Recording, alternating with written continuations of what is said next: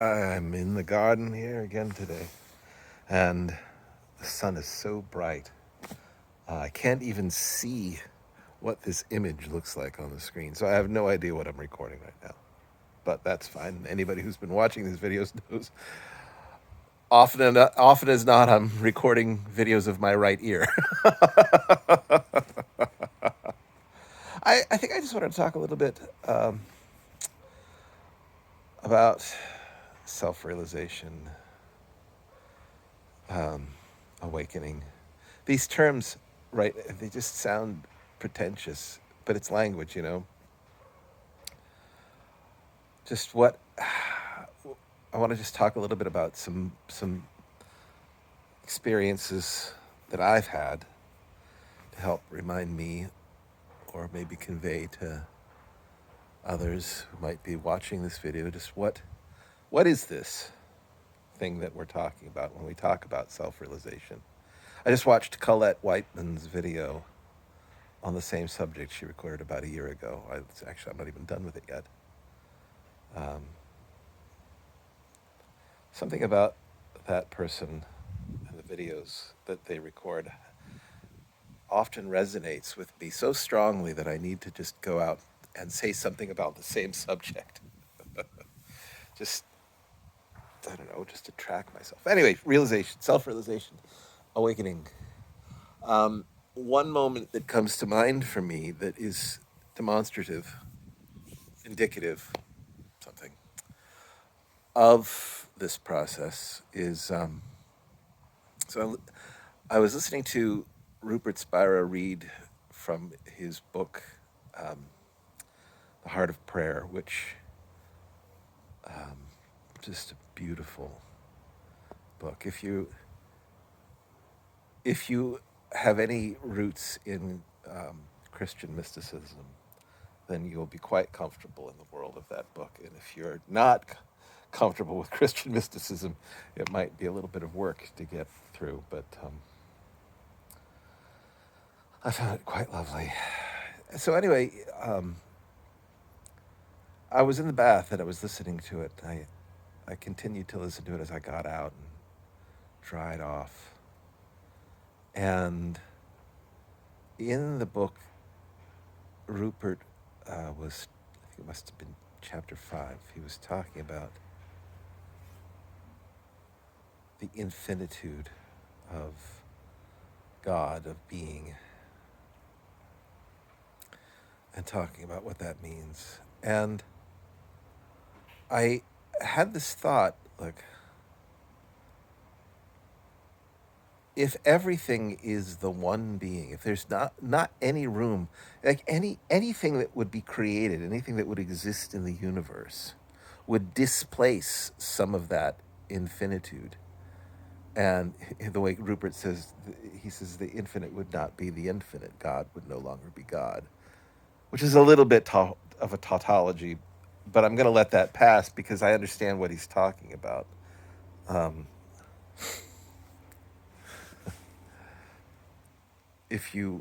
when I look into myself,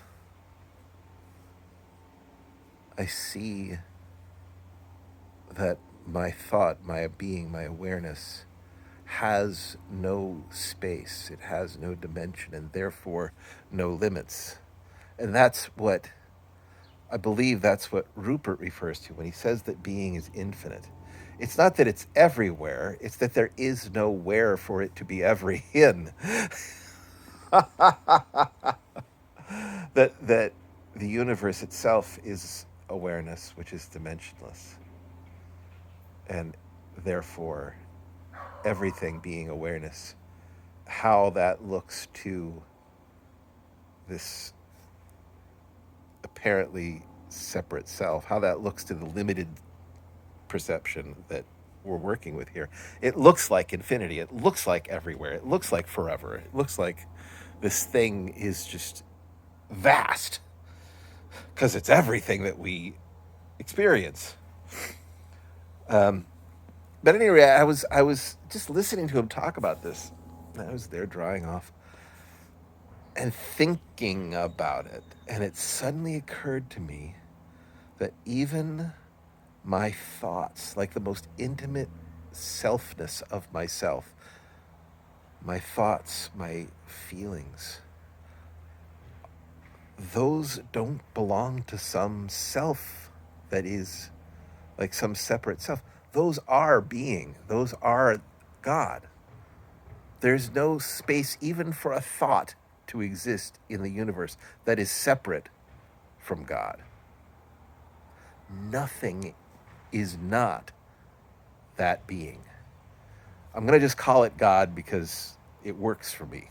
It might not work for you, but it does for me. So there is nothing that isn't God. Everything that we experience, everything that arises in our awareness is that awareness. And when I got that even the thought that I'm having right now is God, like that just stopped me. I dropped, myself dropped out of existence in that moment. And for some span of time, I just stood there in my living room going,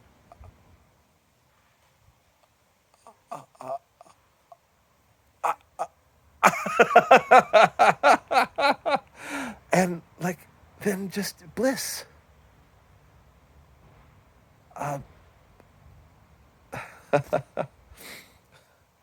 So that's awakening right there for me. That's, I would say that is be awakening to my true self.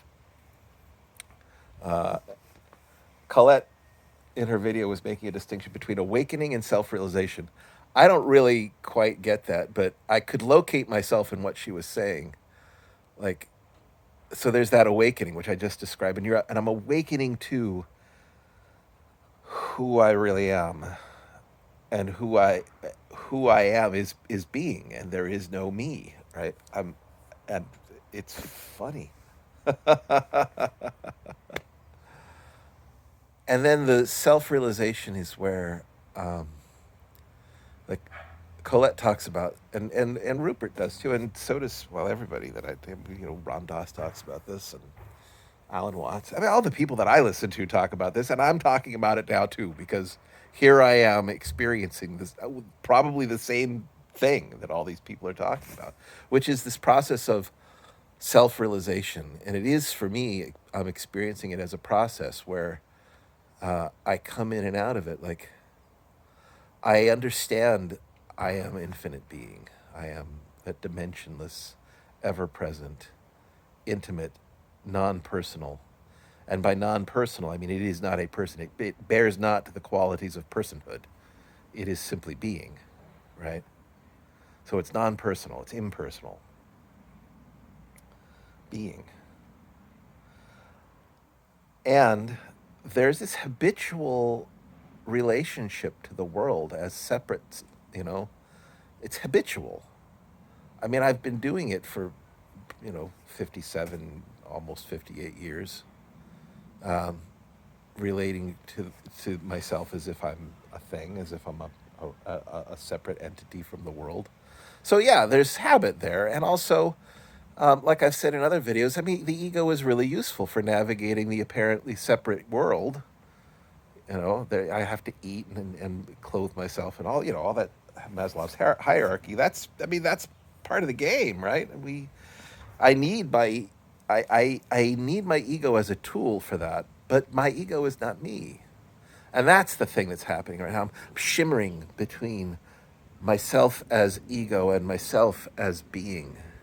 Like my awareness shift, my relationship to the world shifts right now. I'm not living constantly as being, and that's, I think, the difference that Colette points to. She talks about, in this process of awakening, or this process of self-realization, there's the awakening, and then there's this process of self-realization.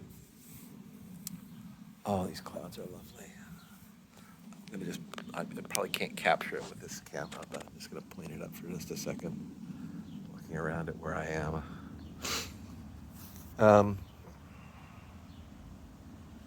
so yeah, there's this awakening, which is like, it's like waking up to, oh,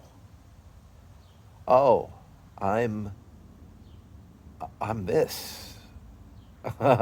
I, if there is such a thing, you know, amness, I-ness, experiencing is this.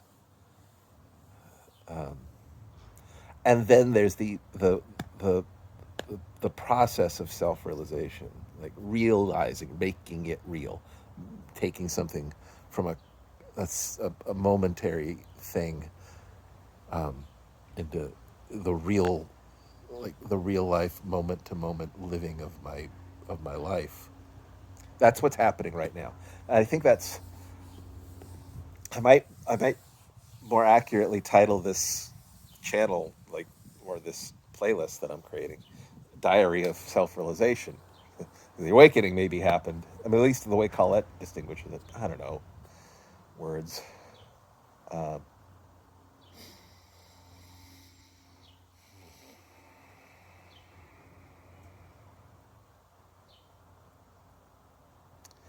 and there's this bliss.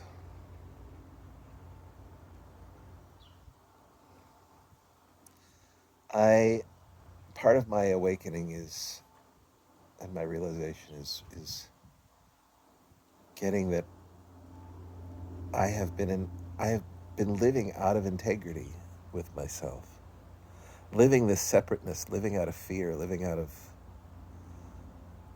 like, believing that,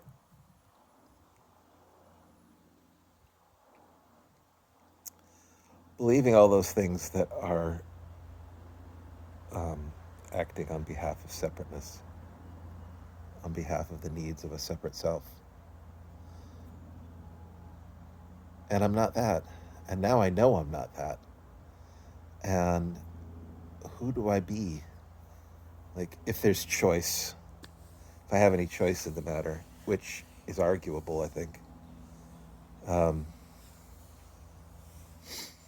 there's this illusion of choice. Anyway, who arises? What does my life? What does this life? What does this being look like when I'm living in integrity with that self? That's the that's what's happening now, right now. So grateful to be here.